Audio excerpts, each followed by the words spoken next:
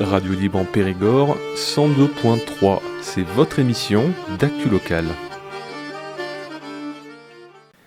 Bonjour à toutes et à tous, vous êtes sur Radio Libre en Périgord et nous nous retrouvons aujourd'hui accompagnés dans les studios par José Santos Dussert. Bonjour. Bonjour. Alors vous êtes bénévole pour la 16e édition du festival Cine Espagnol. Alors est-ce que vous pouvez tout d'abord nous présenter ce festival ? Alors, ce festival a été créé pour apporter la culture espagnole auprès des jeunes de Dordogne et des moins jeunes accessoirement. Mais notre cible, c'est surtout les jeunes, de la fin de l'école primaire juste à l'université. Voilà, donc on a commencé modestement avec 3 journées, 9 films. Et là, nous en sommes à 2 mois et plus de 75 événements culturels en Dordogne. Que ce soit des expositions, du cinéma bien sûr, des expositions ou des rencontres ou des concerts. Bien entendu, les concerts, on ne fait rien payer, il faut que ça nous coûte le moins cher possible. Donc on est beaucoup aidé par le gouvernement espagnol, enfin le ministère des Affaires étrangères, et le consulat, bien entendu, à Bordeaux, l'ambassade à Paris, et puis l'Institut Cervantes et le réseau des Cervantes. Voilà. Sur place, bien entendu, on fait appel aux bonnes volontés, bénévoles de nos associations, mais aussi de toutes les associations partenaires. On fait appel aussi aux aides publiques, que ce soit, à commencer par la mairie de Périgueux, bien sûr, et puis les autres aides, départements, régions, Grand Périgueux, et donateurs privés, comme par exemple l'opticien Lachal, ou même on a un donateur privé espagnol aussi, qui est une agence de voyage de Saragosse, voilà, pour ne pas la nommer. Donc, tous ces gens nous aident, concourent au succès du festival. Dans chaque point où nous nous déplaçons en Dordogne, soit on a affaire à une municipalité, mais le plus souvent, c'est une association amie. Ainsi, par exemple, j'ai cité à Exideuil, c'est l'association Exideuil, à La Rochelle, l'association Le Club. J'espère qu'ils ne m'en voudront pas de ne pas tous les citer, mais on a des associations amies partout qui nous aident énormément.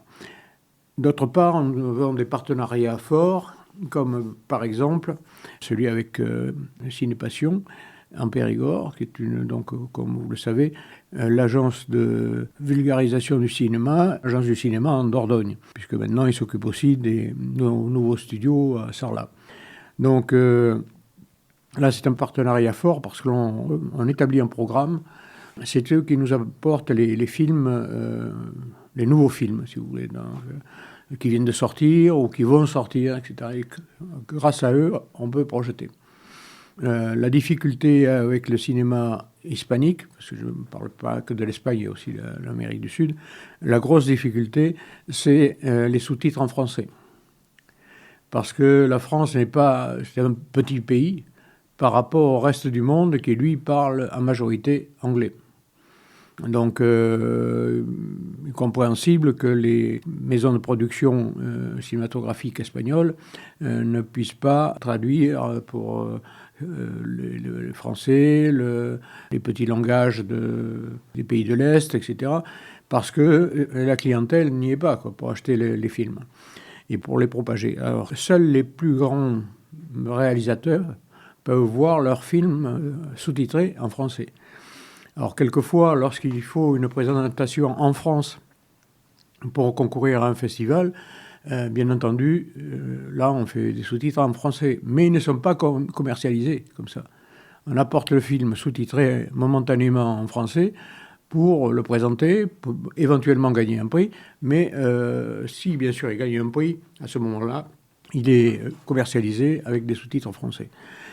Donc, ce qui fait que dans les offres, par exemple à Périgueux, nous avons des films sous-titrés en français, assez peu, et beaucoup sous-titrés en anglais.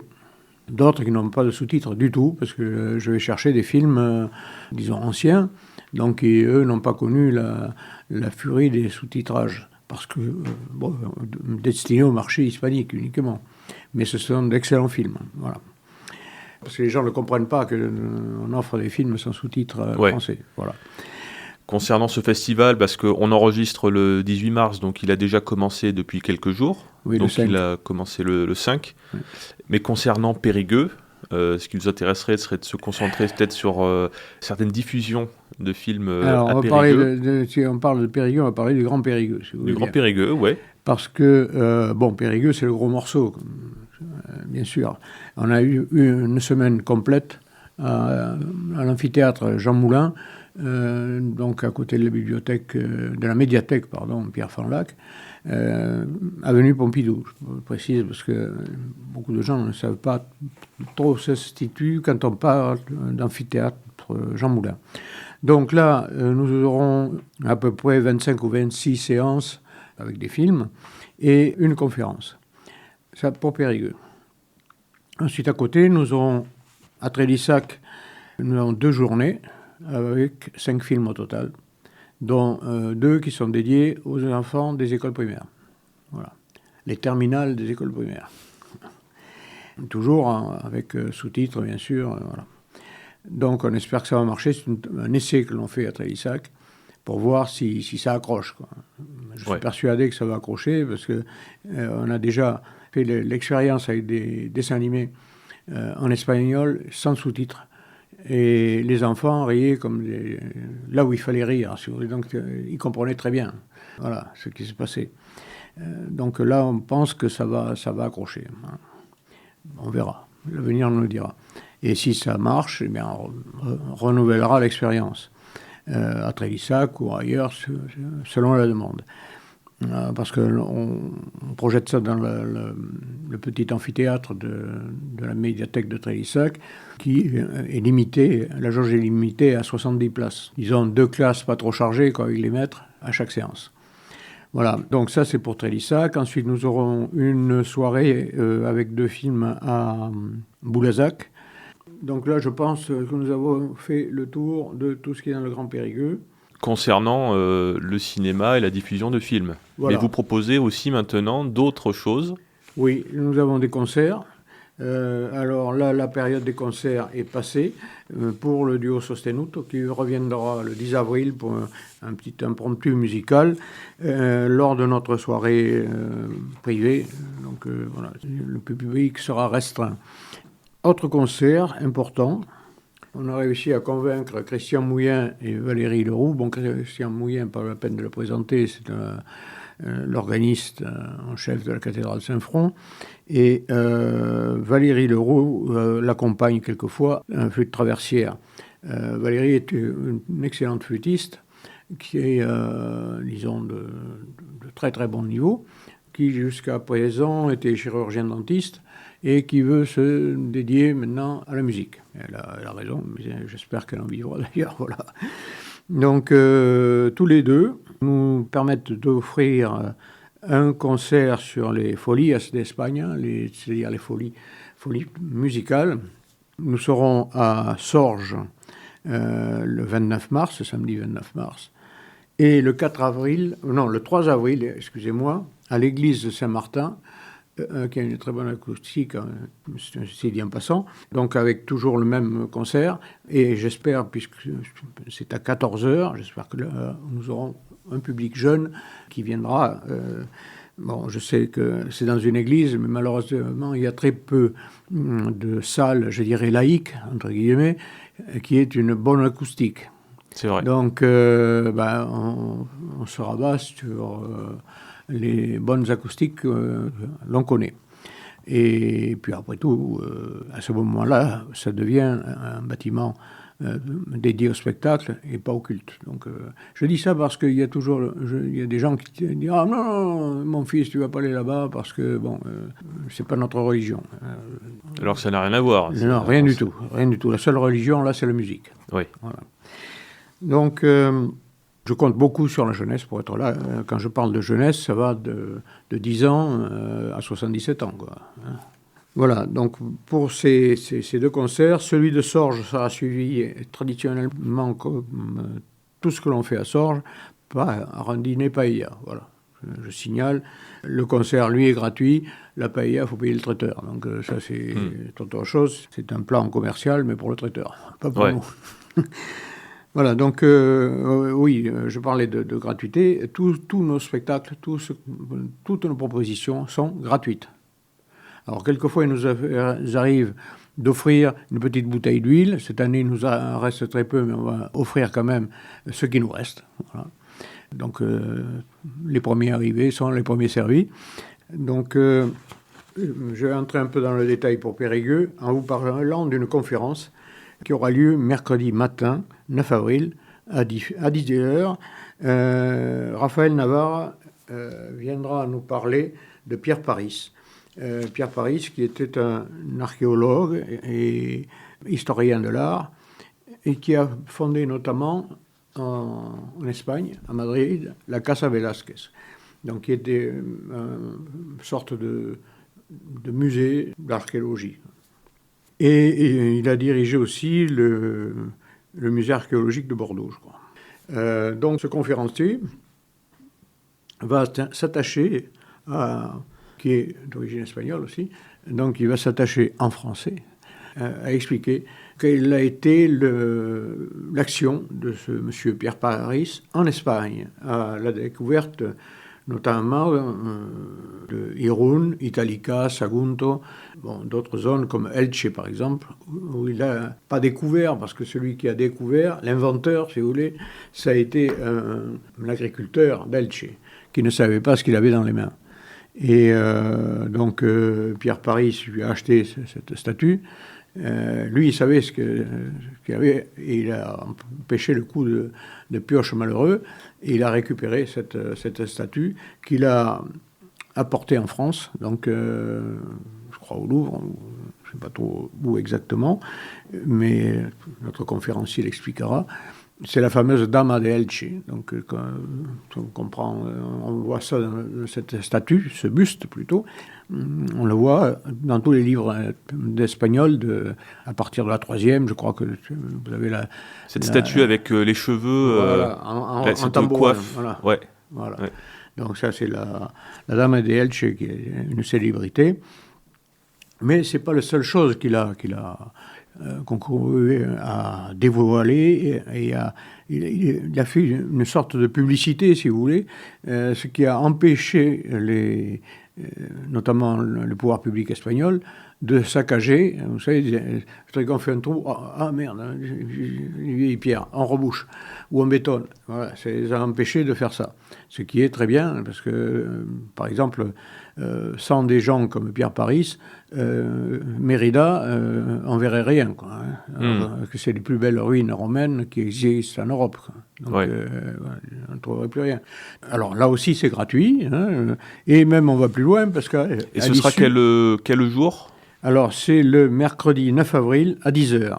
Et on fera suivre ça d'un petit vino et tapas traditionnel, donc où les gens qui seront là pourront continuer à parler avec le conférencier qui, soit dit en passant, est très bavard. Mais il raconte des choses très, très intéressantes. Son père, entre autres, était un des découvreurs, entre guillemets, de l'Arche de Noé sur le mont Arara. Voilà. Donc, c'est pour se situer, c'est des familles très, très touchées par l'archéologie, si vous voulez. Alors, Raphaël, lui-même, n'est pas archéologue, il est architecte. Donc, ça n'a rien à voir avec l'archéologie, quoique. Voilà. Ça, c'est un point fort sur Périgueux. Autre point fort à Trélissac, c'est une exposition sur un mois des œuvres de Damián Tirado, qui est un peintre vénézuélien installé depuis quelques années en Périgord. Damián a eu une expo de 10 ou 12 jours à la Galerie Laparte cette année, enfin non, l'année dernière, pardon, excusez-moi. Il nous a semblé bon d'insister sur le travail de ce peintre. Je pense qu'il y a très peu de peintres qui peuvent se permettre 3 traits d'encre de Chine, 2 touches de couleur, et vous avez un personnage qui jaillit. Donc ça, c'est... Alors, j'en connais qu'un jusqu'à présent, localement. Hein. C'est José Correa qui peut faire ça. Voilà. Mais là, c'est un Correa puissance 10, à mes yeux. Quoi. Ça n'enlève rien en qualité de José. Voilà. D'autre part, je vous parlais un peu plus des expos de Périgueux. Nous avons Cécile Poncet et Michel Ninard à la Visitation dans une interprétation de la récupération intelligente du papier et du fer et de l'acier. C'est à découvrir. Ça sera Chapelle de la Visitation pendant 15 jours à peu près. Du 31 mars au 12 avril. Ça fait 13 jours exactement. Voilà. Ensuite, à l'appart, justement, puisqu'on en parlait, une exposition gérée, je dirais, par Rosario Marrero, qui est une jeune femme de la République dominicaine et qui a invité 8 amis à elle, artistes, à venir exposer avec elle. Voilà. Donc à découvrir un travail de femme, un travail artistique de femme. Là aussi, je pense que ça vaut le coup d'œil. Autre exposition à la Visitation aussi, c'est Ricardo de Armas, qui est un Cubain, qui fait c'est un maître du trait. Pour lui, la ligne droite dévie quelquefois en courbe. Mais c'est parce qu'elle se trompe, elle sait qu'elle est une ligne droite. Tout le monde ne le sait pas. Voilà, je cite un peu sa pensée. Et donc, il nous propose des grands formats et tout centré sur le trait, en couleur, en noir. C'est assez chouette. Il est venu l'année dernière au théâtre. Seulement très peu de personnes ont vu son exposition parce qu'elle était au sous-sol et à la dernière salle, qui est la salle Grasset, au fond. Donc, c'était pas évident. Hein. Si on avait voulu le planquer, on n'aurait pas fait mieux. Donc, ces expositions sur Périgueux, et ensuite, exposition de Almodovar, ce n'est pas le cinéaste, mais le peintre, qui sera donc au prieuré de Montignac. Voilà pour les expositions. Et très, très important, on a un écrivain périgourdin qui est Jean-Pierre Proulx, qui est de Saint-Léon-sur-l'Île. Jean-Pierre c'est pas le concours, mais en fait, il a gagné le prix de littérature de l'Académie du Périgord, ce qui est pas mal, quoi. Ah oui. Hein, et il écrit très bien, et il a fait un petit roman, petit par l'épaisseur, qui s'appelle « Sarah viendra demain ». Voilà. C'est un drame assez prenant, assez poignant. Il en a tiré un scénario de seul en scène. Donc, il aura ce seul en scène à Montpont, au cinéma. Et il sera assisté par d'autres, parce qu'il est lui-même membre des Stupendos, enfin de la Société d'études hispaniques. Il sera aidé par d'autres membres. Donc, Christine Bourgoin, qui, elle, fait la voix off. Paul Granet, qui lui accompagne le maître du son, comme dit Jean-Pierre Proulx. Paul Granet, enfin ils sont deux, Paul Granet et Michel Marty. Voilà. L'entrée gratuite, toujours gratuite. Et à la fin, on prendra un pot avec les artistes. Voilà. Et ça, c'est important. C'est une première, c'est une création de ce spectacle à Montpont, grâce au service culturel de Montpont, qui ont mis à notre disposition la salle pour les répétitions, plusieurs fois, avec un technicien, enfin bon, très, très bien, très sympa. Et là, j'espère qu'on aura d'autres collaborations avec la ville de Montpont, parce que c'est un bon partenariat. Bon, et sur Périgueux, nous aurons toujours une rencontre littéraire avec Alphonse Cervera, l'écrivain de Valence, qui, malgré ses 78 ans, vient au volant de sa voiture depuis Valence, en fait depuis Stalgar, son village, pour nous présenter ses deux dernières réalisations. Une trilogie qui est publiée par les éditions catalanes Piel de Sapa, et à la Fosse aux Ours, en France, la traduction d'un de ses romans qui est Claude Regarde. Pour vous le situer, pour ceux qui ne le connaissent pas, Alphonse Cervera est considéré en Espagne comme l'écrivain de la mémoire. Alors, à la fois mémoire historique, mais aussi mémoire de l'homme, c'est-à-dire se souvenir de son enfance, des faits marquants, de la vie familiale, etc. Voilà.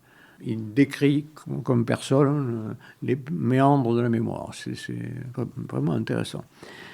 Et ensuite, nous aurons Dominique Rodriguez, qui a un pied en Dordogne, parce qu'il a une maison en Dordogne, et qui vit en région parisienne, puisqu'il est maire d'une petite ville de région parisienne. Donc il vient gentiment proposer un roman qui s'appelle Les Amants de Guernica, un roman qui se passe dont l'intrigue se passe pendant la guerre civile. Et lui-même étant descendant de réfugiés espagnols, pourra s'exprimer, parler avec des élèves notamment, et éventuellement des lecteurs qui voudront l'interviewer ou lui poser des questions. Voilà, ces deux personnages seront donc sur Périgueux les 10 et 11 avril. Voilà. Eh bien, si on a fait le tour, pour les auditeurs qui pourraient être intéressés, à qui ça aurait pu mettre l'eau à la bouche de venir découvrir certains films ou certaines personnalités, où est-ce qu'on peut se procurer le programme ? Le programme, normalement, je dis bien normalement. On en a mis 8000 en circulation, donc, et il en reste encore quelques-uns à distribuer. Au total, c'est 10 000 publications qu'on aura faites et qu'on compte bien distribuer. À ce propos, il est très difficile de mettre en ville, dans Périgueux, des affichettes, parce que bon, c'est pas très grand. Hein. Et bien même ça, on ne peut pas.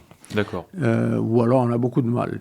Et ici, je tiens à remercier les commerçants de Périgueux et du Grand Périgueux d'avoir accepté de prendre notre affiche. Parce que le fait mérite d'être souligné.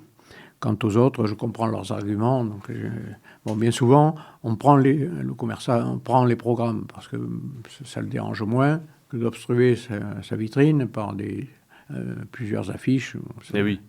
C'est logique. On essaie de faire de jolies affiches que l'on doit à Jérémy D'Angelo. Donc, Jérémy nous aide beaucoup pour ces affiches. Il avait fait celle de l'année dernière. Là, il fait celle de cette année. Et peut-être fera-t-il celle de l'année prochaine. Voilà. Donc, les prospectus sont disponibles un peu partout, chez des commerçants. Chez les commerçants. Et s'il n'y en a pas, chez les commerçants, mais en principe, vous les avez dans les bibliothèques. L'Office du tourisme, peut-être. Voilà, Office du tourisme. C'est bien, si vous n'en avez pas. Et grâce à vous, ARLP aussi. Voilà. Donc, si vous voulez passer à ARLP, vous pouvez. Je connais un barbu qui sera très content de vous voir. Surtout si vous êtes souriant. Et sinon, vous appelez 06 30 81 18 71. Je répète, 06 30 81 18 71. On se fera un plaisir de vous envoyer le programme ou de vous indiquer où vous en trouverez. Sinon, vous allez sur notre site. Alors, c'est tout en un mot. Cinespanol Dordogne. Hein, il n'y a pas de tilde sur le N, là. cinespanol-dordogne.com. C'est simple. Et vous arrivez direct sur le visuel du festival de cette année. Eh bien, merci beaucoup. C'est moi qui vous remercie.